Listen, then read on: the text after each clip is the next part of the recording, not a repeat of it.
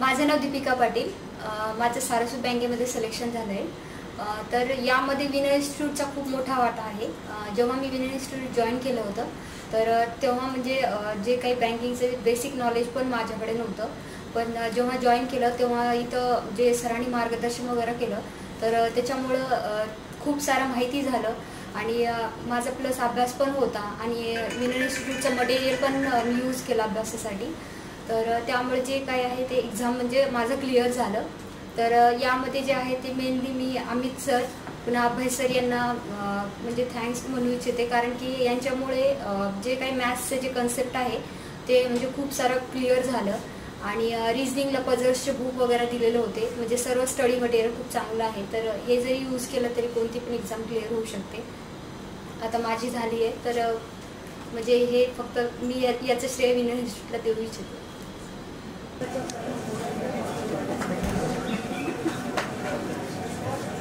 Thank you.